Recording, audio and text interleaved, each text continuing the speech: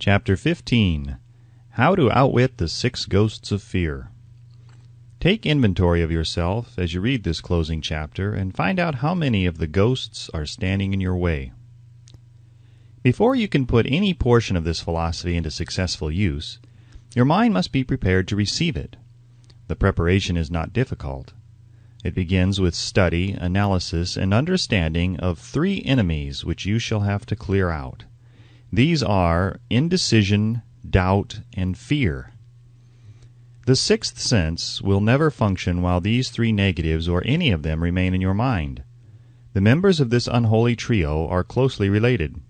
Where one is found, the other 2 are close at hand. Indecision is the seedling of fear. Remember this as you read. Indecision crystallizes into doubt. The 2 blend and become fear. The blending process often is slow. This is one reason why these 3 enemies are so dangerous. They germinate and grow without their presence being observed. The remainder of this chapter describes an end which must be attained before the philosophy as a whole can be put into practical use. It also analyzes a condition which has, but lately, reduced huge numbers of people to poverty, and it states a truth which must be understood by all who accumulate riches, whether measured in terms of money or a state of mind of far greater value than money. The purpose of this chapter is to turn the spotlight of attention upon the cause and the cure of the 6 basic fears. Before we can master an enemy, we must know its name, its habits, and its place of abode. As you read, analyze yourself carefully and determine which, if any, of the 6 common fears have attached themselves to you. Do not be deceived by the habits of these subtle enemies. Sometimes they remain hidden in the subconscious mind, where they are difficult to locate and still more difficult to eliminate. The 6 basic fears. There are 6 basic fears, with some combination of which every human suffers at one time or another. Most people are fortunate if they do not suffer from the entire 6. Named in the order of their most common appearance, they are the fear of poverty, the fear of criticism, the fear of ill health. These 3 are at the bottom of most of one's worries. The next 3 are the fear of loss of love of someone, the fear of old age, the fear of death. All other fears are of minor importance. They can be grouped under these 6 headings. The prevalence of these fears as a curse to the world runs in cycles. For almost 6 years, while the Depression was on, we floundered in the cycle of fear of poverty. During the World War, we were in the cycle of fear of death. Just following the war, we were in the cycle of fear of ill health, as evidenced by the epidemic of disease which spread itself all over the world. Fears are nothing more than states of mind. One state of mind is subject to control and direction. Physicians, as everyone knows, are less subject to attack by disease than ordinary laymen, for the reason that physicians do not fear disease. Physicians, without fear or hesitation, have been known to physically contact hundreds of people daily who were suffering from such contagious diseases as smallpox without becoming infected. Their immunity against the disease consisted largely, if not solely, in their absolute lack of fear. Man can create nothing which he does not first conceive in the form of an impulse of thought. Following this statement comes another of still greater importance, namely, man's thought impulses begin immediately to translate themselves into their physical equivalent, whether those thoughts are voluntary or involuntary. Thought impulses which are picked up through the ether by mere chance, thoughts which have been released by other minds, may determine one's financial, business, professional, or social destiny just as surely as do the thought impulses which one creates by intent and design. We are here laying the foundation for the presentation of a fact of great importance to the person who does not understand why some people appear to be lucky, while others of equal or greater ability, training, experience, and brain capacity seem destined to ride with misfortune. This fact may be explained by the statement that every human being has the ability to completely control his own mind, and with this control, obviously, every person may open his mind to the tramp thought impulses which are being released by other brains, or close the doors tightly and admit only thought impulses by his own choice. Nature has endowed man with absolute control over but one thing, and that is thought. This fact, coupled with the additional fact that everything which man creates begins in the form of thought, leads one very near to the principle by which fear may be mastered.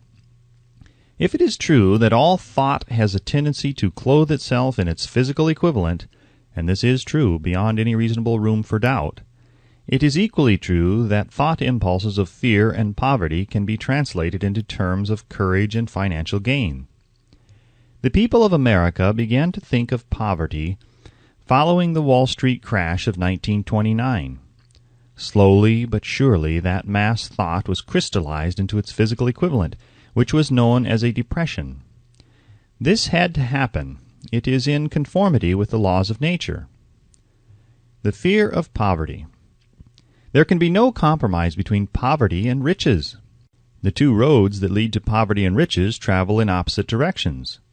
If you want riches, you must refuse to accept any circumstance that leads towards poverty. The word riches here is used in its broadest sense, meaning financial, spiritual, mental, and material estates. The starting point of the path that leads to riches is desire.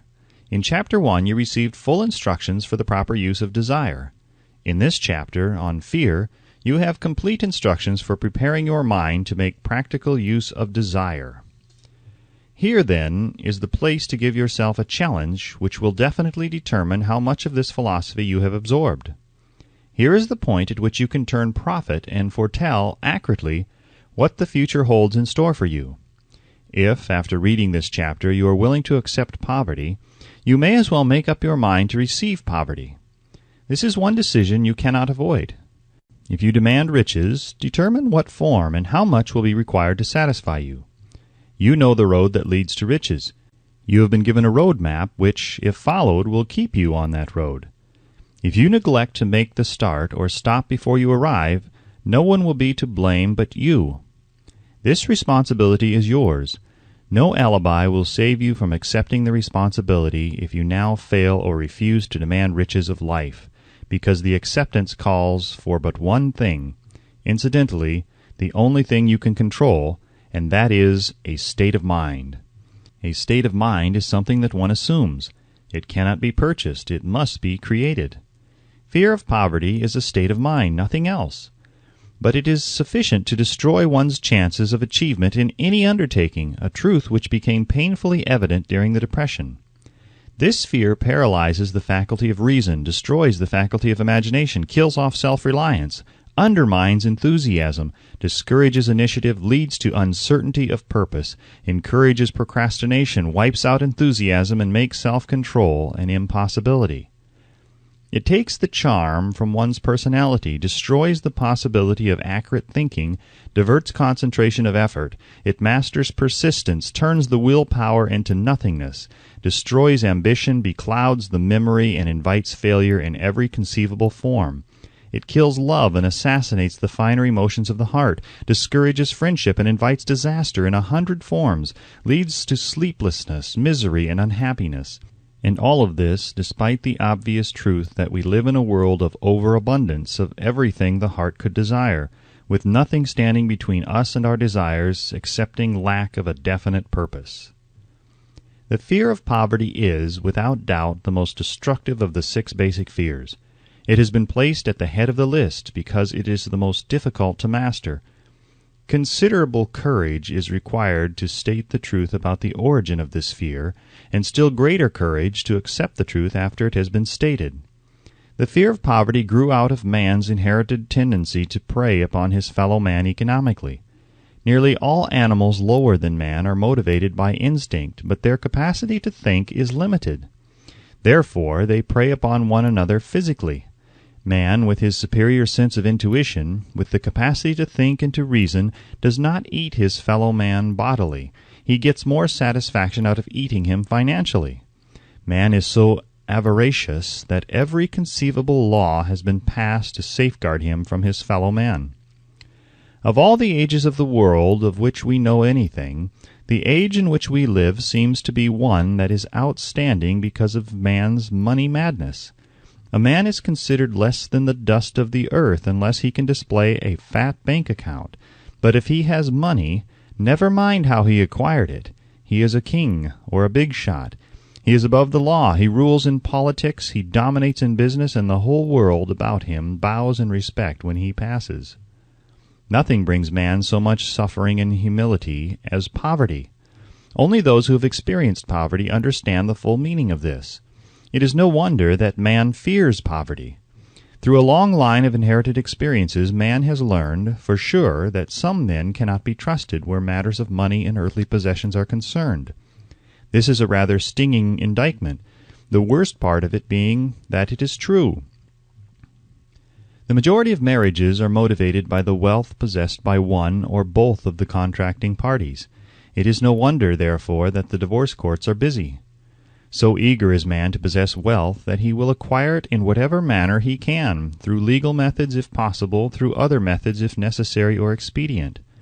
Self-analysis may disclose weaknesses which one does not like to acknowledge. This form of examination is essential to all who demand of life more than mediocrity and poverty. Remember as you check yourself point by point that you are both the court and the jury, the prosecuting attorney and the attorney for the defense, and that you are the plaintiff and the defendant, also that you are on trial. Face the facts squarely. Ask yourself definite questions and demand direct replies. When the examination is over, you will know more about yourself. If you do not feel that you can be an impartial judge in this self-examination, call upon someone who knows you well to serve as judge while you cross-examine yourself. You are after the truth. Get it, no matter at what cost, even though it may temporarily embarrass you. The majority of people, if asked what they fear most, would reply, "I fear nothing." The reply would be inaccurate, because few people realize that they are bound, handicapped, whipped spiritually and physically through some form of fear. So subtle and deeply seated is the emotion of fear that one may go through life burdened with it, never recognizing its presence. Only a courageous analysis will disclose the presence of this universal enemy. When you begin such an analysis, search deeply into your character. Here is a list of the symptoms for which you should look. Symptoms of the fear of poverty. Indifference, commonly expressed through lack of ambition, willingness to tolerate poverty. Acceptance of whatever compensation life may offer without protest, mental and physical laziness, lack of initiative, imagination, enthusiasm, and self-control. Indecision, the habit of permitting others to do one's thinking, staying on the fence. Doubt, generally expressed through alibis and excuses designed to cover up, explain away, or apologize for one's failures, sometimes expressed in the form of envy of those who are successful or by criticizing them. Worry, usually expressed by finding fault with others, a tendency to spend beyond one's income, neglect of personal appearance, scowling and frowning, intemperance in the use of alcoholic drink, sometimes through the use of narcotics, nervousness, lack of poise, self-consciousness, and lack of self-reliance. Overcaution, the habit of looking for the negative side of every circumstance, thinking and talking of possible failure instead of concentrating upon the means of succeeding, knowing all the roads to disaster but never searching for the plans to avoid failure, waiting for the right time to begin putting ideas and plans into action, until the waiting becomes a permanent habit, remembering those who have failed and forgetting those who have succeeded, seeing the hole in the donut but overlooking the donut, pessimism leading to indigestion, poor elimination, auto-intoxication, bad breath, and bad disposition. Procrastination, the habit of putting off until tomorrow that which should have been done last year, spending enough time in creating alibis and excuses to have done the job. This symptom is closely related to overcaution, doubt, and worry, refusal to accept responsibility when it can be avoided, willingness to compromise rather than put up a stiff fight, compromising with difficulties instead of harnessing and using them as stepping stones to advancement, bargaining with life for a penny instead of demanding prosperity, opulence, riches, contentment, and happiness, planning what to do if and when overtaken by failure instead of burning all bridges and making retreat impossible, weakness of and often total lack of self-confidence, definiteness of purpose, self-control, initiative, enthusiasm, ambition, thrift, and sound reasoning ability, expecting poverty instead of demanding riches, association with those who accept poverty instead of seeking the company of those who demand and receive riches. Money talks. Some will ask, Why did you write a book about money? Why measure riches in dollars alone? Some will believe, and rightly so, that there are other forms of riches more desirable than money. Yes, there are riches which cannot be measured in terms of dollars, but there are millions of people who will say, "Give me all the money I need and I will find everything else I want." The major reason why I wrote this book on how to get money is the fact that the world has but lately passed through an experience that left millions of men and women paralyzed with the fear of poverty. What this sort of fear does to one was well described by Westbrook Pegler in the New York World Telegram as follows. Money is only clamshells or metal discs or scraps of paper, and there are treasures of the heart and soul which money cannot buy. But most people, being broke, are unable to keep this in mind and sustain their spirits. When a man is down and out and on the street, unable to get any job at all, something happens to his spirit which can be observed in the droop of his shoulders, the set of his hat, his walk, and his gaze. He cannot escape a feeling of inferiority among people with regular employment, even though he knows they are definitely not his equals in character, intelligence, or ability. These people, even his friends, feel, on the other hand, a sense of superiority and regard him, perhaps unconsciously, as a casualty. He may borrow for a time, but not enough to carry on in his accustomed way, and he cannot continue to borrow very long. But borrowing in itself, when a man is borrowing merely to live, is a depressing experience, and the money lacks the power of earned money to revive his spirits. Of course, none of this applies to bums or habitual ne'er-do-wells, but only to men of normal ambitions and self-respect. Women conceal despair. Women in the same predicament must be different. We somehow do not think of women at all in considering the down-and-outers. They are scarce in the bread lines, they rarely are seen begging on the streets, and they are not recognizable in crowds by the same plain signs which identify busted men. Of course, I do not mean the shuffling hags of the city streets or the opposite number of the confirmed male bums. I mean reasonably young, decent, and intelligent women. There must be many of them, but their despair is not apparent. When a man is down and out, he has time on his hands for brooding. He may travel miles to see a man about a job and discover that the job is filled, or that it is one of those jobs with no base pay but only a commission on the sale of some useless knick-knack which nobody would buy except out of pity. Turning that down, he finds himself back on the street with nowhere to go but just anywhere. So he walks and walks. He gazes into store windows at luxuries which are not for him, and feels inferior and gives way to people who stop to look with an active interest. He wanders into the railroad station or puts himself down in the library to ease his legs and soak up a little heat, but that isn't looking for a job, so he gets going again. He may not know it, but his aimlessness would give him away, even if the very lines of his figure did not. He may be well dressed in the clothes left over from the days when he had a steady job, but the clothes cannot disguise the droop. Money makes difference. He sees thousands of other people, bookkeepers or clerks or chemists or wagon hands, busy at their work, and envies them from the bottom of his soul. They have their independence, their self-respect and manhood, and he simply cannot convince himself that he is a good man too, though he argue it out and arrive at a favorable verdict hour after hour. It is just money which makes this difference in him. With a little money he would be himself again. Some employers take the most shocking advantage of people who are down and out. The agencies hang out little colored cards offering miserable wages to busted men.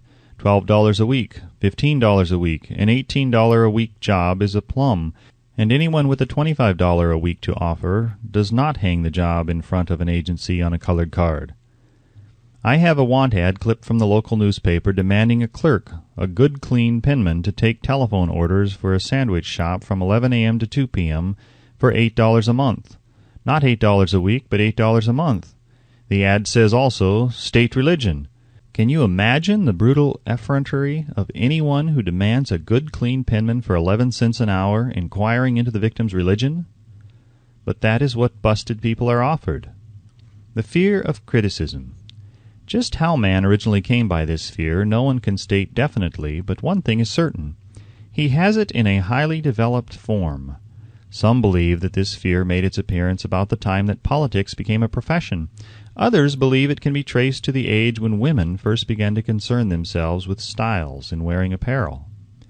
The author, being neither a humorist nor a prophet, is inclined to attribute the basic fear of criticism to that part of man's inherited nature which prompts him not only to take away his fellow man's goods and wares, but to justify his action by criticism of his fellow man's character. It is a well-known fact that a thief will criticize the man from whom he steals, that politicians seek office not by displaying their own virtues and qualifications, but by attempting to besmirch their opponents. The fear of criticism takes on many forms, the majority of which are petty and trivial. Men obviously fear criticism, but it must not be supposed that women are free from this fear. If any woman claims to be superior to man with reference to this fear, ask her to walk down the street wearing a hat of the vintage of 1890. The astute manufacturers of clothing have not been slow to capitalize this basic fear of criticism, with which all mankind has been cursed. Every season the styles in many articles of wearing apparel change. Who establishes the styles? Certainly not the purchaser of clothing, but the manufacturer. Why does he change styles so often? The answer is obvious. He changes the styles so he can sell more clothes. For the same reason, the manufacturers of automobiles, with a few rare and very sensible exceptions, change styles of models every season. No man wants to drive an automobile which is not of the latest style, although the older model may actually be the better car. We have been describing the manner in which people behave under the influence of fear of criticism, as applied to the small and petty things of life. Let us now examine human behavior when this fear affects people in connection with the more important events of human relationship. Take, for example, practically any person who has reached the age of mental maturity, from 35 to 40 years of age as a general average, and if you could read the secret thoughts of his mind, you would find a very decided disbelief in most of the fables taught by the majority of the dogmatists and theologians of a few decades back. Not often, however, you will find a person who has the courage to openly state his belief on this subject. Most people will, if pressed far enough, tell a lie rather than admit that they do not believe the stories associated with that form of religion which held people in bondage prior to the age of scientific discovery and education. Why does the average person, even in this day of enlightenment, shy away from denying his belief in the fables which were the basis of most of the religions a few decades ago? The answer is because of the fear of criticism. Men and women have been burned at the stake for daring to express disbelief in ghosts. It is no wonder we have inherited a consciousness which makes us fear criticism. The time was, and not so far in the past, when criticism carried severe punishments. It still does in some countries. The fear of criticism robs man of his initiative, destroys his power of imagination, limits his individuality, takes away his self-reliance, and does him damage in 100 other ways. Parents often do their children irreparable injury by criticizing them. The mother of one of my boyhood chums used to punish him with a switch almost daily, always completing the job with the statement, "You'll land in the penitentiary before you are 20. He was sent to a reformatory at the age of 17. Criticism is one form of service of which everyone has too much. Everyone has a stock of it which is handed out gratis, whether called for or not. One's nearest relatives often are the worst offenders. It should be recognized as a crime. In reality, it is a crime of the worst nature. For any parent to build inferiority complexes in the mind of a child through unnecessary criticism. Employers who understand human nature get the best there is in men, not by criticism, but by constructive suggestion. Parents may accomplish the same results with their children. Criticism will plant fear in the human heart or resentment, but it will not build love or affection. Symptoms of the fear of criticism. This fear is almost as universal as the fear of poverty, and its effects are just as fatal to personal achievement, mainly because this fear destroys initiative and discourages the use of imagination. The major symptoms of the fear are anxiousness, generally expressed through nervousness, timidity in conversation and in meeting strangers, awkward moments of the hands and limbs, shifting of the eyes. Lack of poise. expressed through lack of voice control, nervousness in the presence of others, poor posture of body, poor memory. Personality, lacking in firmness of decision, personal charm, and the ability to express opinions definitely. The habit of sidestepping issues instead of meeting them squarely, agreeing with others without careful examination of their opinions. Inferiority complex, the habit of expressing self-approval by word of mouth and by actions as a means of covering up a feeling of inferiority. Using big words to impress others, often without knowing the real meaning of the words. Imitating others in dress, speech, and manners. Boasting of imaginary achievements. This sometimes gives a surface appearance of a feeling of superiority. Extravagance, the habit of trying to keep up with the Joneses, spending beyond one's income. Lack of initiative, failure to embrace opportunities for self-advancement, fear to express opinions, lack of confidence in one's own ideas, giving evasive answers to questions asked by superiors, hesitancy of manner and speech, deceit in both words and deeds. Lack of ambition, mental and physical laziness, lack of self-assertion, slowness in reaching decisions, easily influenced by others, the habit of criticizing others behind their backs and flattering them to their faces, the habit of accepting defeat without protest, quitting an undertaking when opposed by others, suspicious of other people without cause, lacking in tactfulness of manner and speech, unwillingness to accept the blame for mistakes. The fear of ill health. This fear may be traced to both physical and social heredity. It is closely associated as to its origin with the causes of fear of old age and the fear of death, because it leads one closely to the border of terrible worlds of which man knows not, but concerning which he has been taught some discomforting stories. The opinion is somewhat general, also, that certain unethical people engaged in the business of selling health have had not a little to do with keeping alive the fear of ill health. In the main, man fears ill health because of the terrible pictures which have been planted in his mind of what may happen if death should overtake him. He also fears it because of the economic toll which it may claim. A reputable physician estimated that 75% of all people who visit physicians for professional service are suffering with hypochondria, imaginary illness.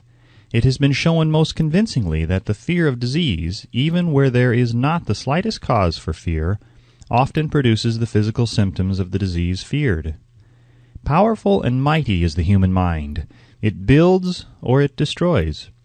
During the flu epidemic which broke out during the World War, the mayor of New York City took drastic steps to check the damage which people were doing themselves through their inherent fear of ill health. He called in the newspaper men and said to them, "Gentlemen, I feel it is necessary to ask you not to publish any scare headlines concerning the flu epidemic. Unless you cooperate with me, we will have a situation which we cannot control." The newspapers quit publishing stories about the flu, and within 1 month the epidemic had been successfully checked. Through a series of experiments conducted some years ago, it was proved that people may be made ill by suggestion. We conducted this experiment by causing 3 acquaintances to visit the victims, each of whom asked the question, "What ails you? You look terribly ill." The first questioner usually provoked a grin and a nonchalant, "Oh, nothing, I'm all right," from the victim. The second questioner usually was answered with the statement, "I don't know exactly, but I do feel badly." The third questioner was usually met with the frank admission that the victim was actually feeling ill. Try this on an acquaintance if you doubt that it will make him uncomfortable, but do not carry the experiment too far. There is a certain religious sect whose members take vengeance upon their enemies by the hexing method. They call it placing a spell on the victim. There is overwhelming evidence that disease sometimes begins in the form of negative thought impulse. Such an impulse may be passed from one mind to the other by suggestion, or created by an individual in his own mind. A man who was blessed with more wisdom than this incident might indicate once said, "When anyone asks me how I feel, I always want to answer by knocking him down."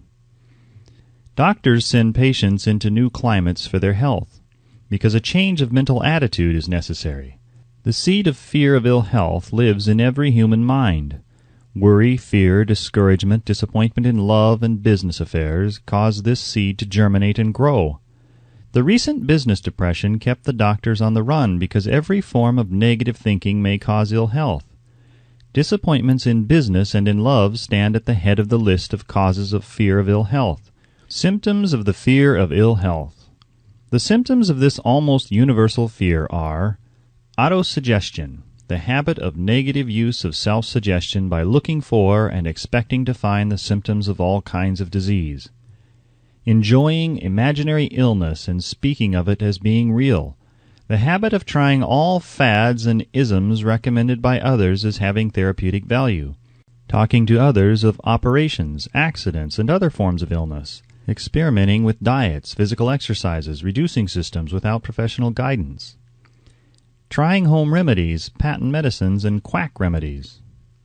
Hypochondria, the habit of talking of illness, concentrating the mind upon disease, and expecting its appearance until a nervous break occurs. Nothing that comes in bottles can cure this condition. It is brought on by negative thinking, and nothing but positive thought can effect a cure. Hypochondria, a medical term for imaginary disease, is said to do as much damage on occasion as the disease one fears might do. Most so-called cases of nerves comes from imaginary illness. Exercise. Fear of ill health often interferes with proper physical exercise and results in overweight by causing one to avoid outdoor life. Susceptibility. Fear of ill health breaks down nature's body resistance and creates a favorable condition for any form of disease one may contact. The fear of ill health often is related to the fear of poverty, especially in the case of hypochondriac who constantly worries about the possibility of having to pay doctor bills, hospital bills, etc. This type of person spends much time preparing for sickness, talking about death, saving money for cemetery lots and burial expenses, etc. Self-coddling. The habit of making a bid for sympathy, using imaginary illness as the lure. People often resort to this trick to avoid work. The habit of feigning illness to cover plain laziness or to serve as an alibi for lack of ambition. Intemperance. The habit of using alcohol or narcotics to destroy pains such as headaches, neuralgia, etc., instead of eliminating the cause. The habit of reading about illness and worrying over the possibility of being stricken by it. The habit of reading patent medicine advertisements. The fear of loss of love. The original source of this inherent fear needs but little description because it obviously grew out of man's polygamous habit of stealing his fellow man's mate and his habit of taking liberties with her wherever he could. Jealousy and other similar forms of dementia praecox grow out of man's inherited fear of the loss of love of someone. This fear is the most painful of all the 6 basic fears. It probably plays more havoc with the body and mind than any of the other basic fears, as it often leads to permanent insanity. The fear of the loss of love probably dates back to the Stone Age, when men stole women by brutal force. They continue to steal females, but their technique has changed. Instead of force, they now use persuasion, the promise of pretty clothes, motor cars, and other bait much more effective than physical force. Man's habits are the same as they were at the dawn of civilization, but he expresses them differently. Careful analysis has shown that women are more susceptible to this fear than men. This fact is easily explained. Women have learned from experience that men are polygamous by nature, that they are not to be trusted in the hands of rivals. Symptoms of the fear of loss of love. The distinguishing symptoms of this fear are jealousy, the habit of being suspicious of friends and loved ones without any reasonable evidence of sufficient grounds. Jealousy is a form of dementia praecox, which sometimes becomes violent without the slightest cause. The habit of accusing wife or husband of infidelity without grounds, general suspicion of everyone, absolute faith in no one. Fault-finding, the habit of finding fault with friends, relatives, business associates, and loved ones upon the slightest provocation or without any cause whatsoever. Gambling, the habit of gambling, stealing, cheating, and otherwise taking hazardous chances to provide money for loved ones, with the belief that love can be bought. The habit of spending beyond one's means or incurring debts to provide gifts for loved ones with the object of making a favorable showing. insomnia, nervousness, lack of persistence, weakness of will, lack of self-control, lack of self-reliance, bad temper. The fear of old age. In the main, this fear grows out of two sources. First, the thought that old age may bring with it poverty. Secondly, and by far the most common source of origin, from false and cruel teachings of the past which have been too well mixed with fire and brimstone and other bogies cunningly designed to enslave men through fear. In the basic fear of old age, man has two very sound reasons for his apprehension, one growing out of his distrust of his fellow man, who may seize whatever worldly goods he may possess, and the other arising from the terrible pictures of the world beyond, which were planted in his mind through social heredity before he came into full possession of his mind. The possibility of ill health, which is more common as people grow older, is also a contributing cause of this common fear of old age. Eroticism also enters into the cause of the fear of old age, as no man cherishes the thought of diminishing sex attraction. The most common cause of fear of old age is associated with the possibility of poverty. Poorhouse is not a pretty word. It throws a chill into the mind of every person who faces the possibility of having to spend his declining years on a poor farm. Another contributing cause of the fear of old age is the possibility of loss of freedom and independence, as old age may bring with it the loss of both physical and economic freedom. Symptoms of the fear of old age. The most common symptoms of this fear are the tendency to slow down and develop an inferiority complex at the age of mental maturity, around the age of 40, falsely believing one's self to be slipping because of age. The truth is that man's most useful years, mentally and spiritually, are those between 40 and 60.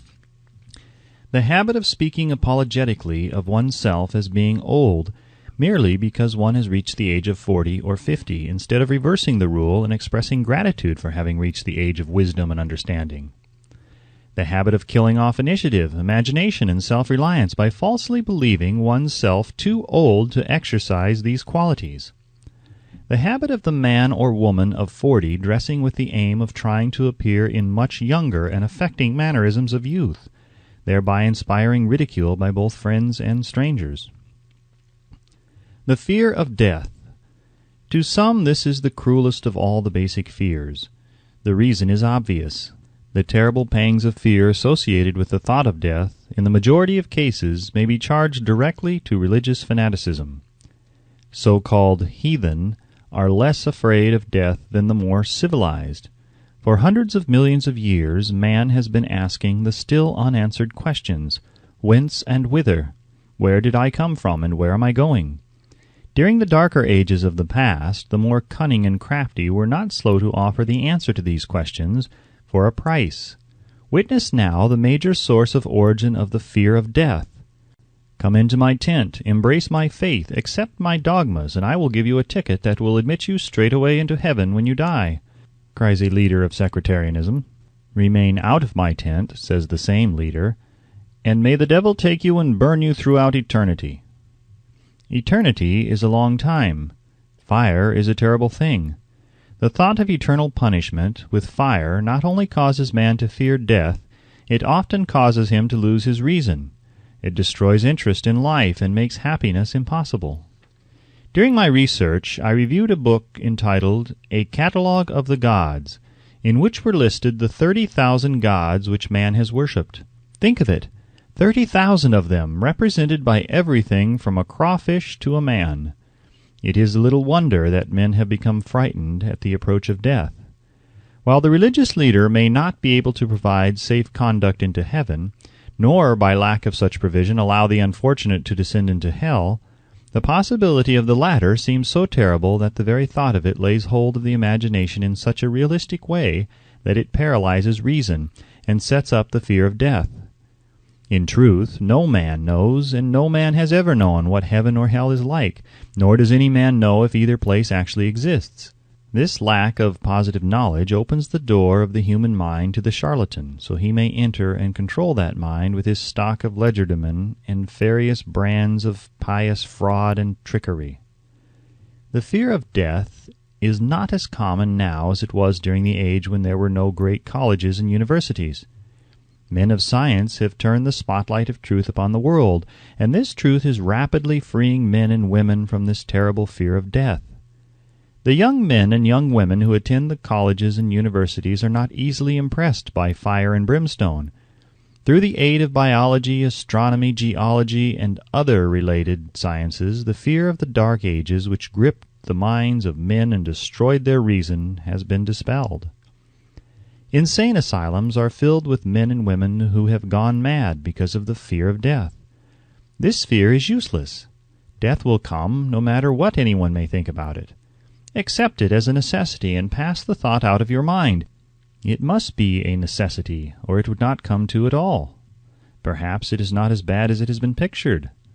The entire world is made up of only two things, energy and matter.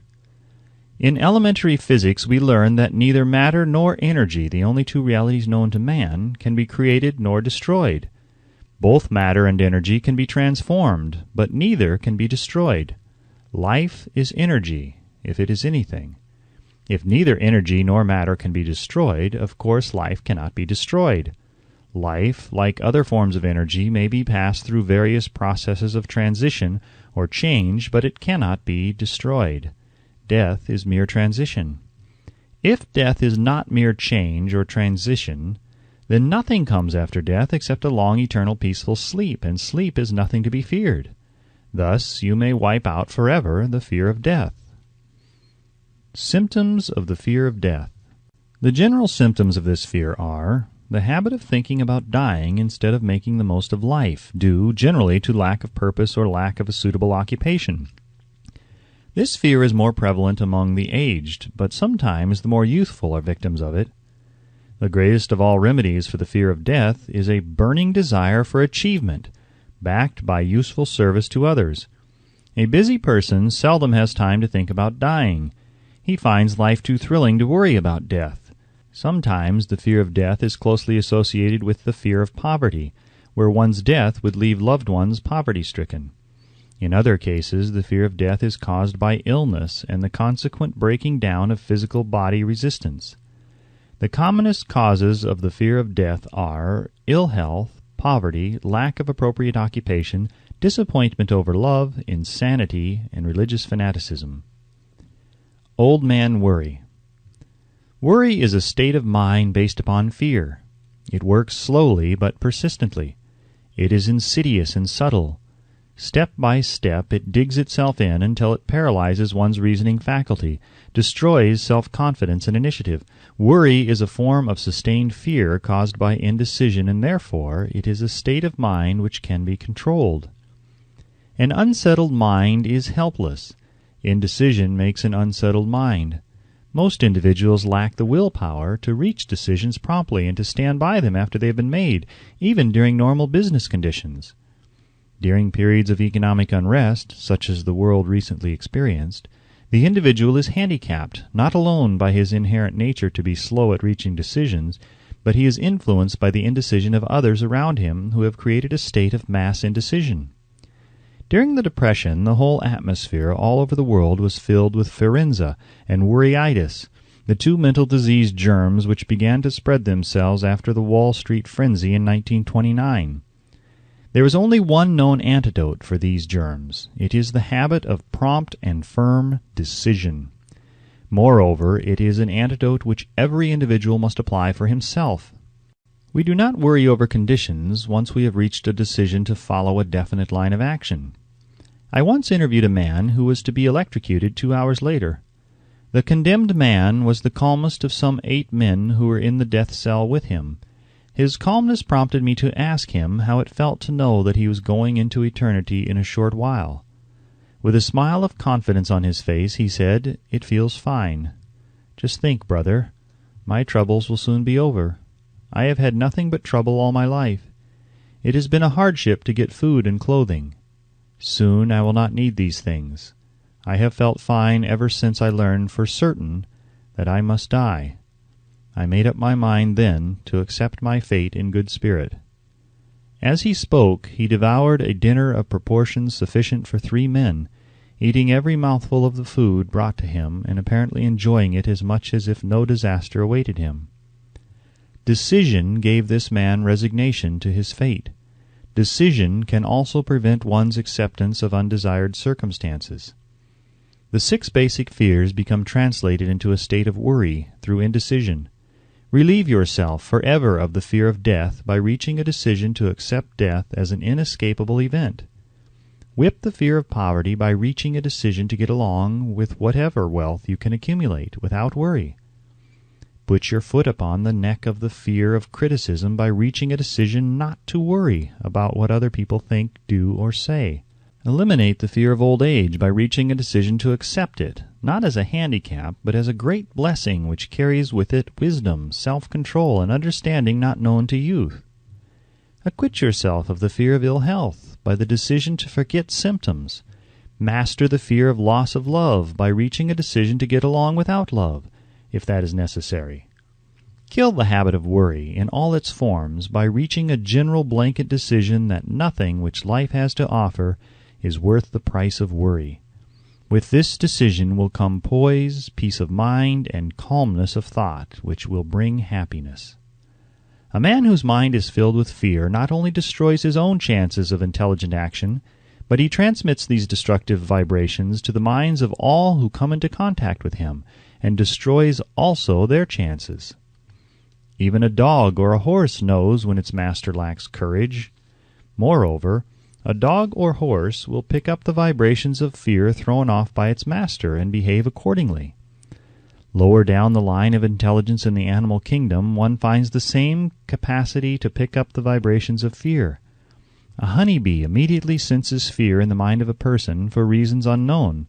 A bee will sting the person whose mind is releasing vibrations of fear much more readily than it will molest the person whose mind registers no fear. The vibrations of fear pass from one mind to another just as quickly and surely as the sound of the human voice passes from the broadcasting station to the receiving set of a radio, and by the selfsame medium. Mental telepathy is a reality. Thoughts pass from one mind to another voluntarily, whether or not this fact is recognized by either the person releasing the thoughts or the persons who pick up these thoughts. The person who gives expression by word of mouth to negative or destructive thoughts is practically certain to experience the results of those words in the form of a destructive kickback. The release of destructive thought impulses alone, without the aid of words, produces also a kickback, in more ways than one. First of all, and perhaps most important to be remembered, the person who releases thoughts of a destructive nature must suffer damage through the breaking down of the faculty of creative imagination. Secondly, the presence in the mind of any destructive emotion develops a negative personality which repels people and often converts them into antagonists. The third source of damage to the person who entertains or releases negative thoughts lies in this significant fact. These thought impulses are not only damaging to others, but they embed themselves in the subconscious mind of the person releasing them, and there become a part of his character. One is never through with a thought merely by releasing it. When a thought is released, it spreads in every direction through the medium of the ether, but it also plants itself permanently in the subconscious mind of the person releasing it. Your business in life is, presumably, to achieve success. To be successful, you must find peace of mind, acquire the material needs of life, and above all, attain happiness.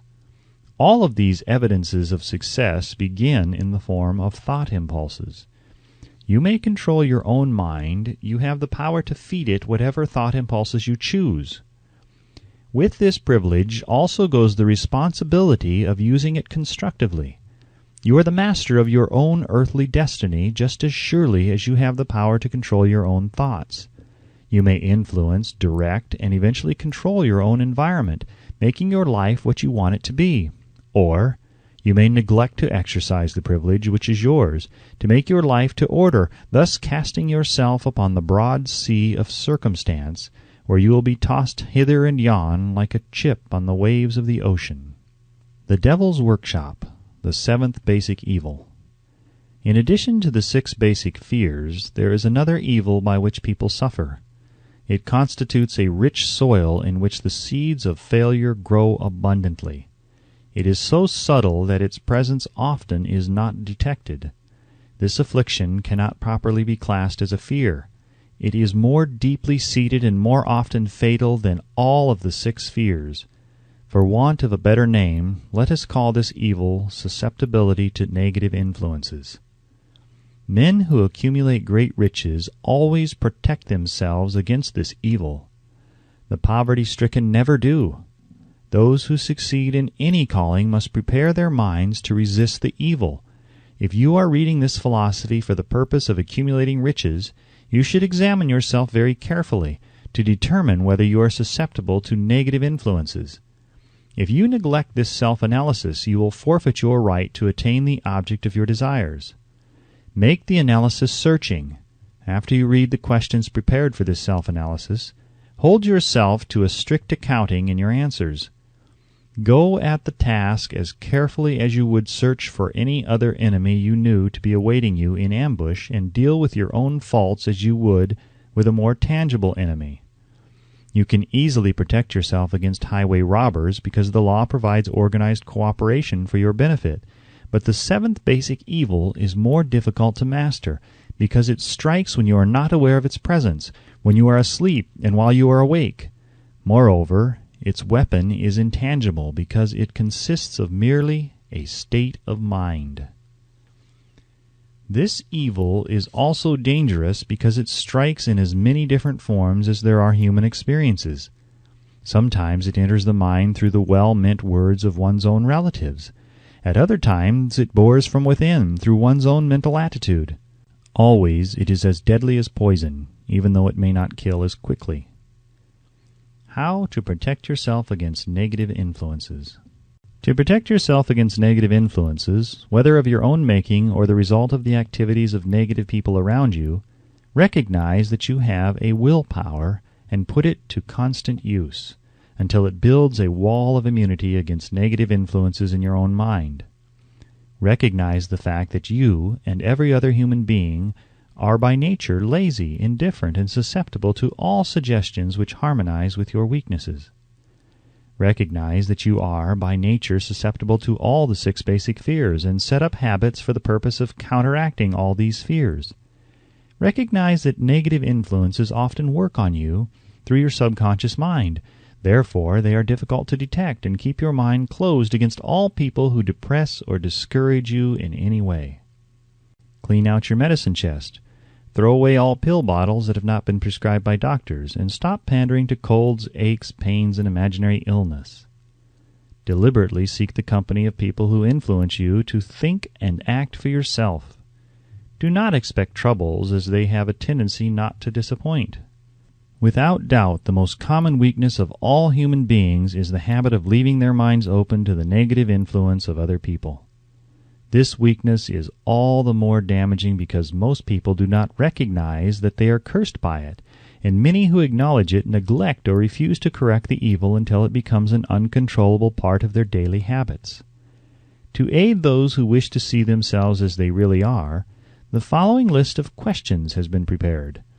Read the questions and state your answers aloud, so you can hear your own voice. This will make it easier for you to be truthful with yourself. Self-analysis test questions. Do you complain often of feeling bad, and if so, what is the cause? Do you find fault with other people at the slightest provocation? Do you frequently make mistakes in your work, and if so, why? Are you sarcastic and offensive in your conversation? Do you deliberately avoid the association of anyone, and if so, why? Do you suffer frequently with indigestion? If so, what is the cause? Does life seem futile and the future hopeless to you? If so, why? Do you like your occupation? If not, why? Do you often feel self-pity, and if so, why? Are you envious of those who excel you?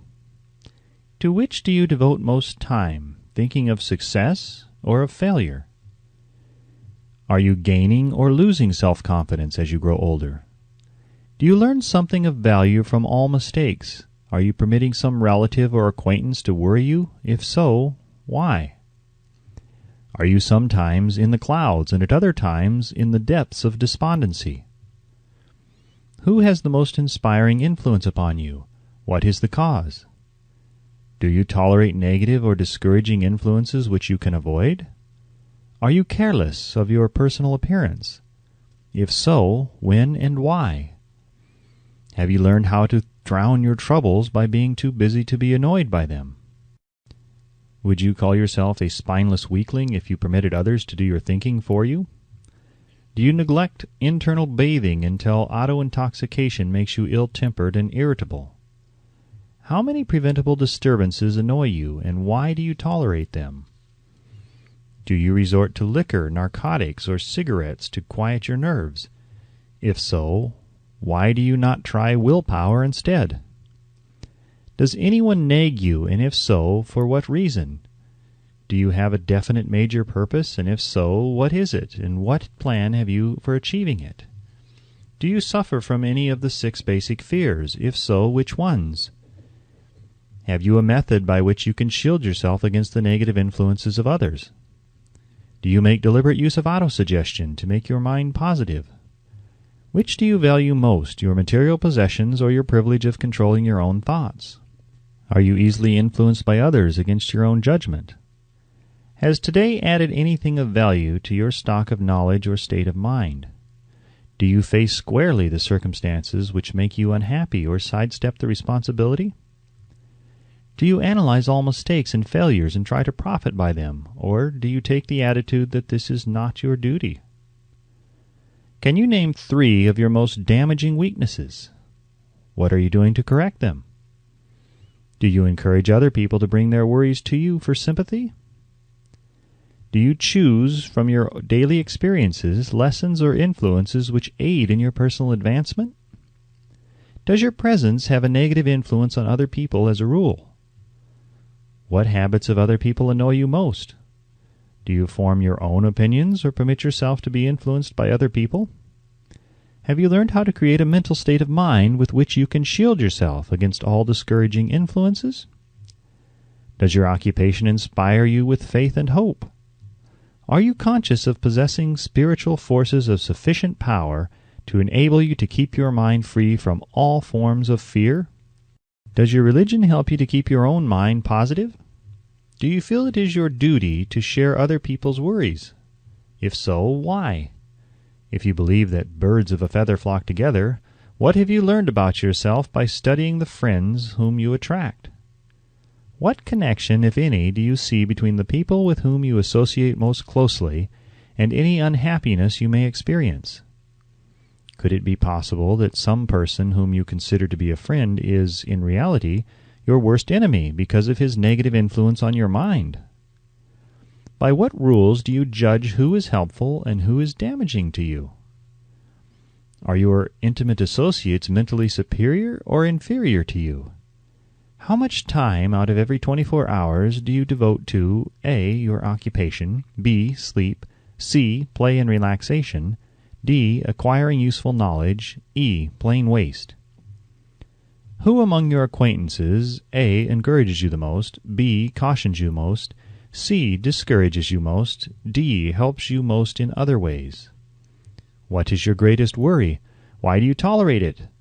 When others offer you free, unsolicited advice, do you accept it without question or analyze their motive?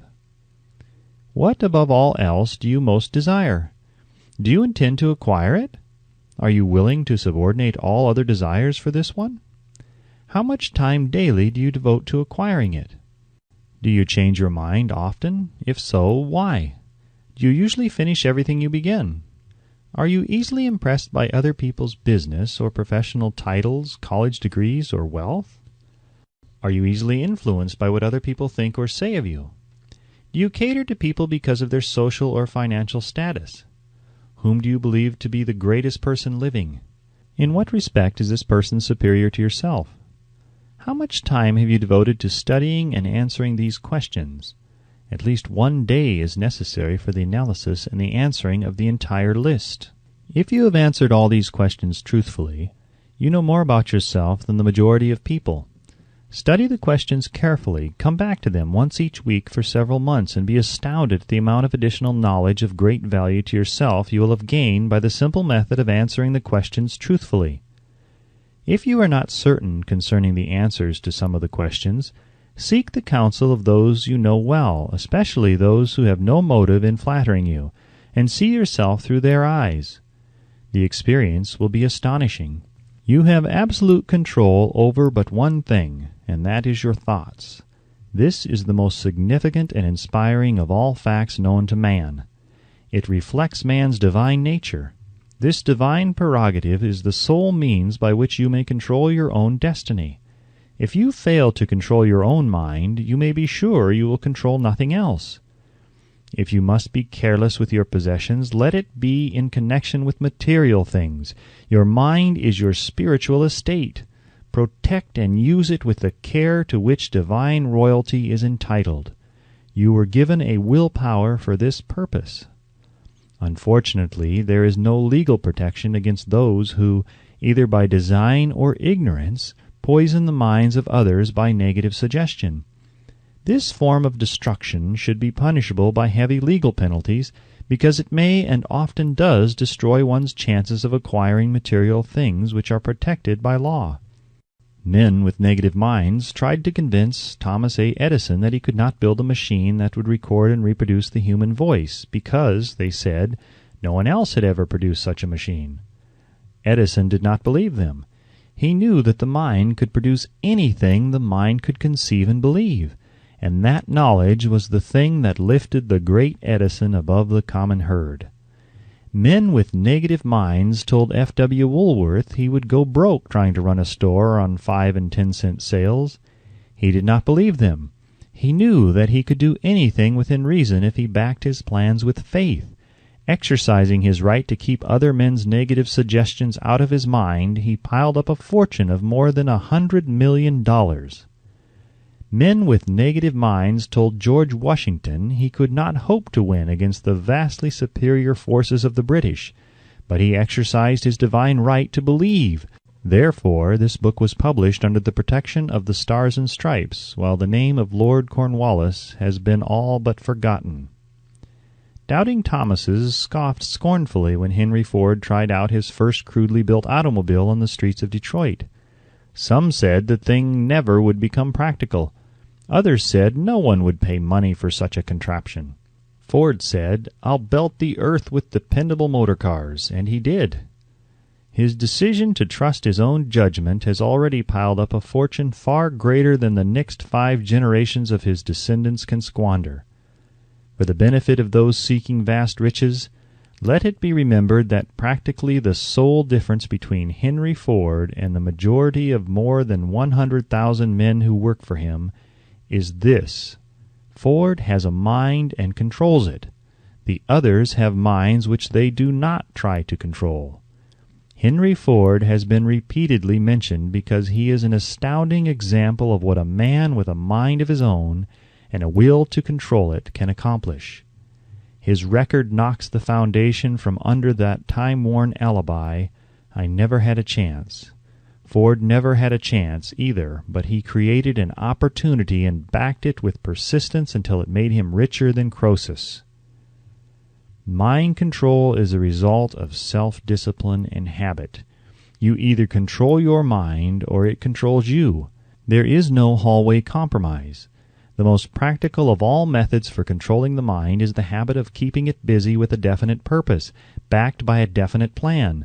Study the record of any man who achieves noteworthy success, and you will observe that he has control over his own mind, moreover that he exercises that control and directs it toward the attainment of definite objectives.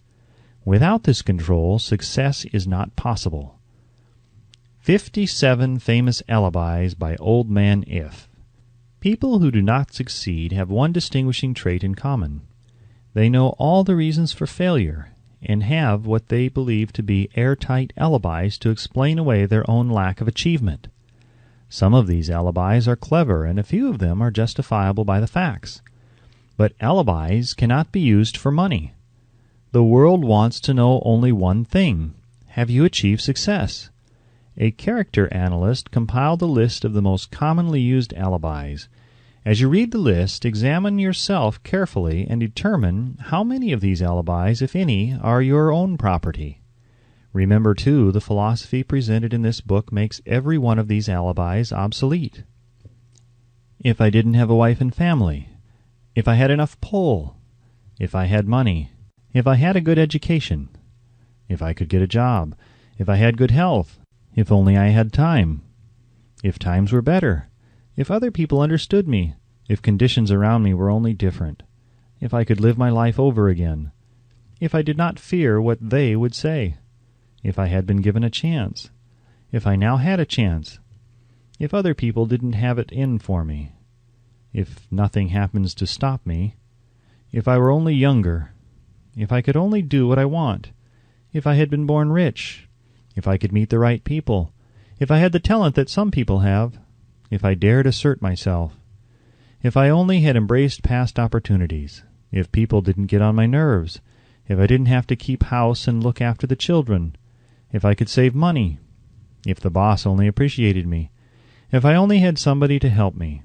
if my family understood me, if I lived in a big city, if I could just get started, if I were only free, if I had the personality of some people, if I were not so fat, if my talents were known, if I could just get a break, if I could only get out of debt, if I hadn't failed, if I only knew how, if everybody didn't oppose me, if I didn't have so many worries, if I could marry the right person, if people weren't so dumb, if my family were not so extravagant, if I were sure of myself, if luck were not against me, if I had not been born under the wrong star, if it were not true that what is to be will be, if I did not have to work so hard, if I hadn't lost my money, if I lived in a different neighborhood, if I didn't have a past, if I only had a business of my own, if other people would only listen to me, if, and this is the greatest of all of them, I had the courage to see myself as I really am, I would find out what is wrong with me and correct it. Then I might have a chance to profit by my mistakes and learn something from the experience of others. For I know that there is something wrong with me, or I would now be where I would have been if I had spent more time analyzing my weaknesses and less time building alibis to cover them. Building alibis with which to explain away failure is a national pastime. The habit is as old as the human race and is fatal to success. Why do people cling to their pet alibis? The answer is obvious. They defend their alibis because they create them. A man's alibi is the child of his own imagination. It is human nature to defend one's own brainchild. Building alibis is a deeply rooted habit. Habits are difficult to break, especially when they provide justification for something we do. Plato had this truth in mind when he said, "The first and best victory is to conquer self. To be conquered by self is, of all things, the most shameful and vile." Another philosopher had the same thought in mind when he said, "It was a great surprise to me when I discovered that most of the ugliness I saw in others was but a reflection of my own nature." "It has always been a mystery to me," said Elbert Hubbard, "why people spend so much time deliberately fooling themselves by creating alibis to cover their weaknesses.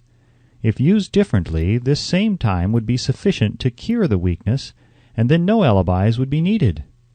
In parting, I would remind you that life is a checkerboard, and the player opposite you is time. If you hesitate before moving or neglect to move promptly, your men will be wiped off the board by time.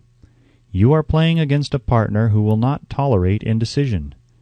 Previously, you may have had a logical excuse for not having forced life to come through with whatever you asked, but that alibi is now obsolete, because you are in possession of the master key that unlocks the door of life's bountiful riches. The master key is intangible, but it is powerful. It is the privilege of creating in your own mind a burning desire for a definite form of riches. There is no penalty for the use of the key, but there is a price you must pay if you do not use it. The price is failure. There is a reward of stupendous proportions if you put the key to use. It is the satisfaction that comes to all who conquer self and force life to pay whatever is asked. The reward is worthy of your effort. Will you make the start and be convinced? If we are related, said the immortal Emerson, we shall meet. In closing, may I borrow this thought and say, if we are related, we have, through these pages, met. The End.